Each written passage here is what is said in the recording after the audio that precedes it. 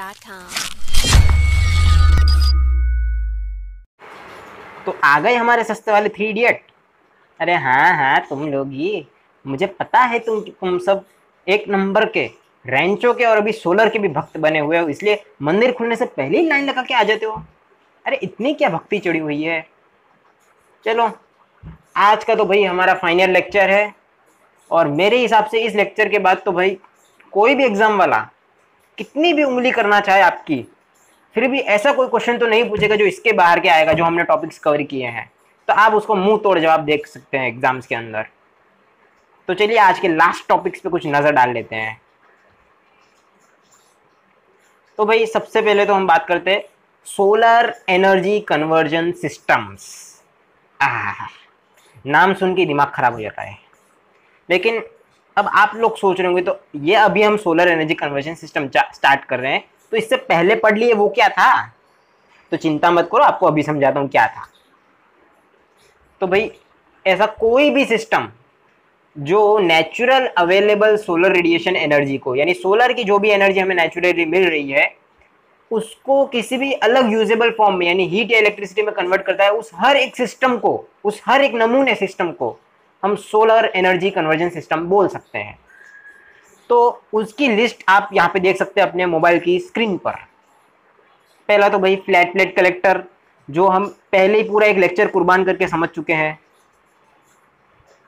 दूसरा concentrated collector, वो भी मैं आपको समझा चुका हूं, तो आप वापस एक्सपेक्ट मत करना कि मैं आपकी वापस शुरुआत से समझाऊंगा। अब आया अपना कुछ नया काम का टॉपिक, वो है भाई सन टावर। कुछ नमूने जैसे दिख रहा है, पर इसको हम समझ लेंगे।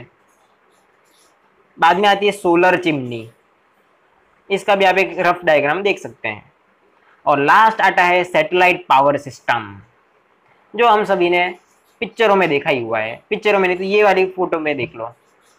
तो अब इनमें से जो फ्लैट प्लेट और कॉन्सेंट्रेटेड है, वो तो मैं अब वापस नहीं कराने वाला, वो खुद की मेहनत से भाई पहले के लेक्चर रिपीट करके देख लो, याद करना है तो। मैं उसके बाद वाले टॉपिक करवाने वाला हूँ। तो जैसे कि मैं बोल रहा था, सबसे पहले इस नमूने को हम देखने वाले, ये है भाई सन टावर। तो कई सारे सोलर पैनल्स को एक टावर के ऊपर फिक्स हाइट के ऊपर हम फिट कर देते हैं। क्यों? क्योंकि हमें पता है कि जमीन पे कई सारे बाधाएं आने वाली है उस सोलर की रोशनी पे आने के लिए। तो उन बाधाओं को क्रॉस करने के लिए भाई हम उसको एक हाइट पे डाल देते हैं, ताकि कोई बाधा उसके सोलर रेडिएशन के बीच में ना आ पाए। और ऑब्वियसली क्योंकि हमने सारे ऑब्स्टिकल हर्डल्स हटा दिए हैं, तो जो कलेक्टर का कांटेक्ट था सनलाइट के साथ, वो हमने बढ़ा दिया। अब ये तो किसी बच्चे को भी पता है कि भाई सोलर कलेक्टर का कांटेक्ट सोलर रेडिएशन से बन गया, तो अब एनर्जी भी ज्यादा ही देने वाला है। तो इस टाइप का कुछ हमारा सेटअप होता है कि भाई एक टावर के ऊपर ये जो बीच का डंडा है, इसको हम बैकबोन कहते हैं, और ये नीचे का जो फ्लैट हिस्सा है, इसको हम नादिर कहते हैं। तो इस तरह से नादिर के ऊपर पहले तो भाई बैकबोन लगा दो, और बैकबोन के हर बाजू ये छोटे छोटे सोलर पैनल कलेक्टर्स फिट कर दो। और हर एक एक ये जो गैप देख रहे हैं ना आप, कि ये वाला और इसके बीच का गैप, ये 100 मीटर से तो भाई ज़्यादा होता है। तो आप समझ रहे होंगे कितनी लंबी हाइट होगी इसकी। और अप्रोक्सीमेटली टोटल हाइट अगर हम लेने जाएं तो 15 किलोमीटर तक की आती है। और ये जो हमारा नया है ना भाई, ये साइंटिस्ट की खुजली का नतीजा है, इनोवेशन लाने की खुजली का।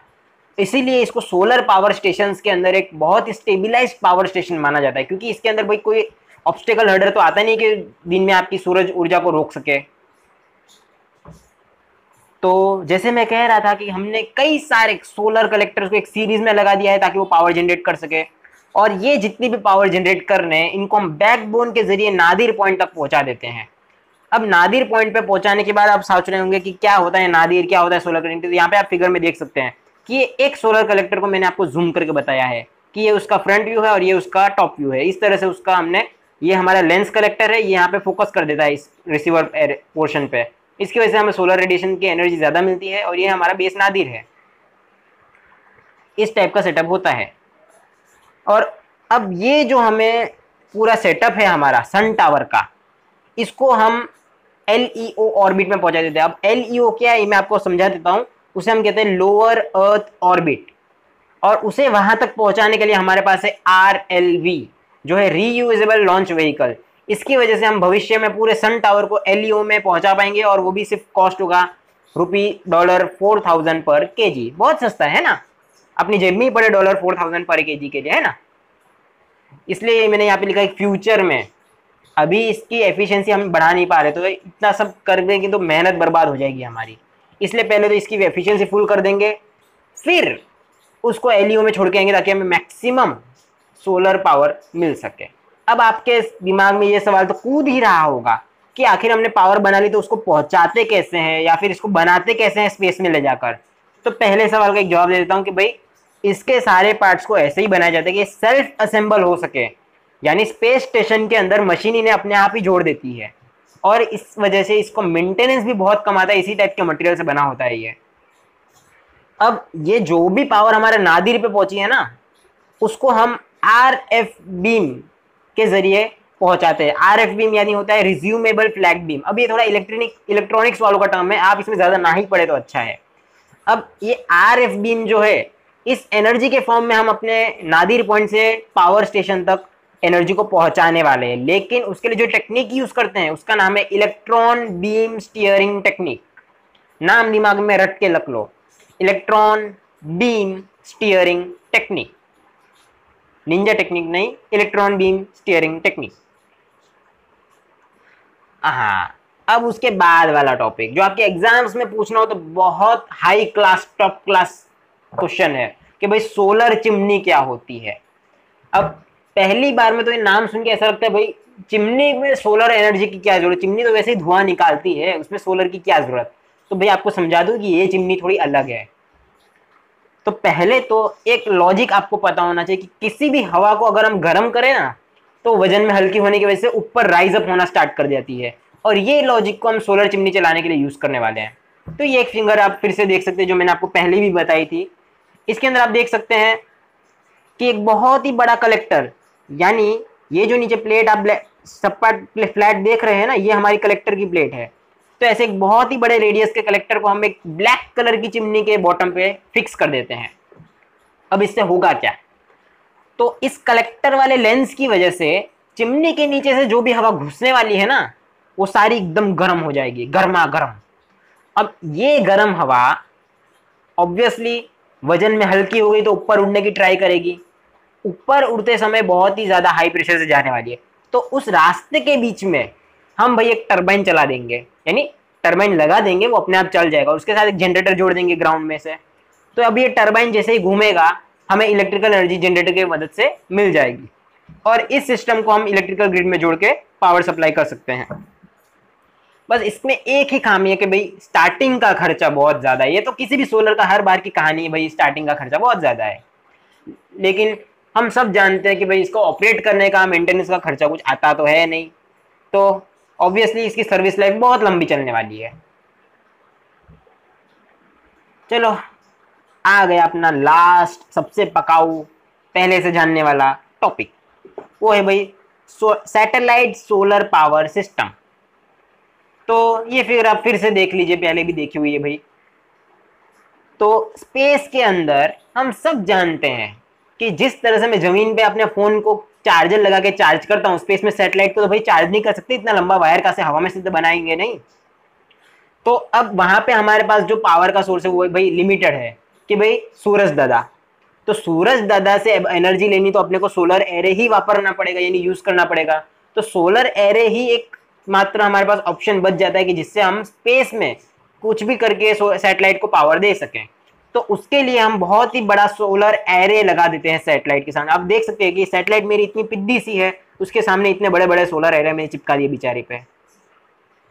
अब ये जो एनर्जी आप सोच रहे हो कि सैटेलाइट को एनर्जी की क्या जरूरत, तो भाई अब सैटेलाइट हवा में पहुंचा दी तो अब जादू से तो काम करेगी नहीं, कुछ सिग्नल अर्थ पे भेजेगी, कुछ फोटो खींच के भेजेगी, उसको मोशन करना होगा, इधर उधर टहलना होगा, तो उसकी एनर्जी हवा में से नहीं आने वाली। तो वो एनर्जी अब ये सोलर में से निकालेगी। तो ये आपको एक आइडिया होना चाहिए कि सैटेलाइट को एनर्जी की जरूरत क्या है और क्यों है। लेकिन हम सब जानते हैं भाई सोलर सेल कितना भी मुफ्त की एनर्जी देता हो, कितनी भी मुफ्त फ्री एनर्जी दे रहा हो, लेकिन एफिशिएंसी बहुत कम है। इसी वजह से ये जो आप देख रहे हैं ना कि इतनी छोटी सी पिद्दी सी सैटेलाइट के ऊपर इतने बड़े बड़े भारी भारी सोलर सेल एरे बना दिए, ये कारण यही है कि भाई कम से कम एक सेल से एनर्जी नहीं मिलेगी, इतने बड़े सोलर एरे बनाने से तो थोड़ी बहुत एनर्जी मिल जाएगी ताकि हमारी सैटेलाइट अच्छे से काम कर सके। अब ये तो बात ऑब्वियस है कि हम जो पृथ्वी पे सोलर सेल यूज करते हैं उनकी एफिशिएंसी कम है, लेकिन स्पेस के अंदर हम ज्यादा बड़े भी नहीं बना सकते। कुछ फ्री का माल नहीं पड़ा कि जितना चाहो उतना लिमिटलेस बना दो। तो वहां पे भी थोड़ा लॉजिक लगाया, और हमारे पास सेमीकंडक्टर के अंदर सिलिकॉन के अलावा भी 2 नमूने थे, वो है गैलियम और आर्सेनिक। तो इन दोनों से जो हमने नए सेमीकंडक्टर बनाए उनकी एफिशिएंसी एटलीस्ट सिलिकॉन से तो थोड़ी ज्यादा आई। तो इस वजह से भी हमारी सैटेलाइट का जो सोलर पैनल का साइज था वो थोड़ा सा हम कम कर पाए। और जब मान लीजिए कि हमारी सैटेलाइट LEO में चल रही है, यानी लोअर अर्थ ऑर्बिट में, यानी ऑब्वियसली बादलों की हाइट के अप्रोक्सीमेटली बराबरी पर, और उस टाइम पे मान लो कोई इक्का दुक्का नमूना बादल सैटेलाइट के सोलर पैनल और सूरज दादा के बीच में आ गया, तो अब क्या सैटेलाइट रोएगी? नहीं, उसके पास बैटरी है। तो उसे पता था कि ऐसा नमूना आके सोलर एनर्जी को रोकने वाला है, इसीलिए पहले से ही जो एक्स्ट्रा सोलर एनर्जी बन रही थी उसने बैटरी में या फिर फ्यूल सेल के अंदर स्टोर करके रखी थी, ताकि जब सूरज दादा बादल के पीछे छुप जाए तो भी 1-2 घंटे या 3 घंटे के लिए हमारी सैटेलाइट मोशन कर सके।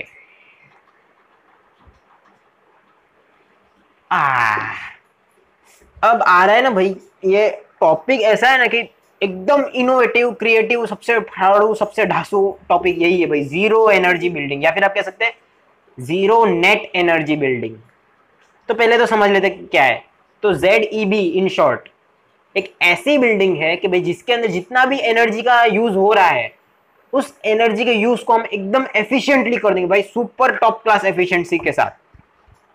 अब ऑब्वियसली मैंने एफिशिएंसी बढ़ा दी तो क्या होगा, मेरा जो यूजेज है वो कम हो जाएगा, और जो ये थोड़ा सा यूजेज बचा है ना कम हुआ वाला, इसको भी हम रिन्यूएबल सोर्स ऑफ एनर्जी से उसी बिल्डिंग की जगह पे बना लेंगे, यानी वो बिल्डिंग खुद ही अपनी पावर बनाएगी और खुद ही वापर लेगी, जैसे कि सोलर और विंड रूफटॉप। तो यहाँ पे मैं आपको एक फिगर बता रहा हूँ कि एक घर है, उसके अंदर मैंने एफिशिएंसी कैसे बढ़ाई, तो मैंने उसके अंदर दीवार में बहुत ही बड़े बड़े कांच लगा दिए, इधर, यहाँ पर। इससे क्या होगा कि अब बिल्डिंग के अंदर ट्यूबलाइट की जरूरत कम पड़ जाएगी, और जो लाइट हमें जरूरत है वो सूरज की रोशनी से इनफ हो जाएगी। उसके अलावा हमने वेंटिलेशन अच्छा दे दिया है बिल्डिंग के अंदर, तो इस वेंटिलेशन की वजह से जो फैन चलाने की जरूरत थी वो भी कम हो गई। और अब अगर मैं बात करूं कि मान लीजिए कि हम स्विट्जरलैंड में जा रहे हैं, यानी असली में तो नहीं जाएंगे पता है, पर मान लो वहां पे किसका आपने घर देखा, तो वहां पर पानी गर्म करना बहुत ही कॉमन प्रोसेस है। तो अब ये पानी गर्म करने के लिए भी यहाँ पे हमने कुछ पाइप लेआउट लगाए हुए हैं कि ये सोलर वाटर से हीट कर देंगे। तो इस टाइप का पूरा घर बना है जो डिजाइन में भी एकदम ढासू है और एनर्जी भी कुछ यूज नहीं करता, तो आपका बिल भी कम होता है, डिजाइन भी जोरदार लगती है, और इतने सारे फायदे हो जाते हैं भाई।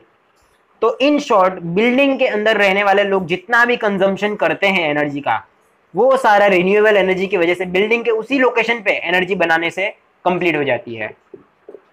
और मान लीजिए अब ये बिल्डिंग का जो एनर्जी है इसको मैं नॉर्मल जो हमारी पावर ग्रिड आती है उसके साथ कनेक्ट कर देता हूँ। तो अगर मान लो बाई चांस इक्के दुक्के किसी दिन हमारी बिल्डिंग पे जितनी पावर बनी मुझे उससे भी ज़्यादा ज़रूरत पड़ गई, तो हम वापस हमारे नॉर्मल सप्लाई से एक्स्ट्रा वाली जो पावर है वही ले सकते हैं। तो भी हमारा ये फायदा है कि पहले तो हमने फ्री वाली यूज़ कर ली, बाद में अगर ज़रूरत पड़ी तो हमने हमारी नॉर्मल पावर सप्लाई यानी जो टोरेंट या फिर दक्षिण गुजरात वीज कंपनी लिमिटेड जैसे कोई भी कंपनी से कॉन्ट्रैक्ट लिया उसका पावर हम बाद में यूज़ करेंगे, तो ऑब्वियसली आपका खर्चा भी कम ही आएगा। अब इससे उल्टा समझो कि मान लो कि कभी बिल्डिंग ने ज़रूरत से ज़्यादा एनर्जी बना दी, यानी ज़रूरत से ज़्यादा तो नहीं बनेगी, जितनी बनाती उतनी बनेगी, लेकिन बनाई है उससे कम यूजेज हुआ, तो जो एक्स्ट्रा की एनर्जी है वो आपके पावर ग्रिड में चली जाएगी और उसका खर्चा जो है यानी उसके बदले में आपको कुछ पैसे मिल जाएंगे डायरेक्टली बैंक अकाउंट में। तो ये हमारा एक एक्सटर्नल पावर सप्लाई का फायदा और जीरो एनर्जी बिल्डिंग या फिर नेट जीरो एनर्जी हाउस के फायदे। तो I hope as a engineer आप भी भविष्य में कभी घर बनाएंगे तो थोड़ा सा दिमाग लगा के इसी टाइप का घर बनाना, इतना फैंसी नहीं होगा चलेगा, पर एटलीस्ट वेंटिलेशन अच्छा देना, उसके अंदर कांच बड़े बड़े लगवाना ताकि सूरज दादा की रोशनी आ सके, और हो सके तो छोटे मोटे सोलर पैनल लगा ही देना। विंड पावर तो आप लगाओगे नहीं, मुझे पता है, बहुत आलसू हो। तो भाई इसके साथ तो मेरे हिसाब से मैंने किसी भी यूनिवर्सिटी का सारा सोलर एनर्जी का सिलेबस पूरा कर दिया है। और ये जो पूरी पीपीटी जिससे मैंने आपको लेक्चर 1 से लेकर अभी तक पकाया है, इस पूरी पीपीटी को एडिटेबल फॉर्मेट में डाउनलोड करना हो तो हमारे ब्लॉगर पे आ सकते हो, या फिर मैंने डिस्क्रिप्शन में भी लिंक दी है, उस पर क्लिक करके डाउनलोड कर सकते हो। और फिर से अगली बार इसी तरह दिमाग खराब करने का इरादा हो, दिमाग में ज्ञान की गंगा बहाने का इरादा हो, तो अपने ओडे ओरिजिन्स ई शाला पे आ जाइएगा। Thank you.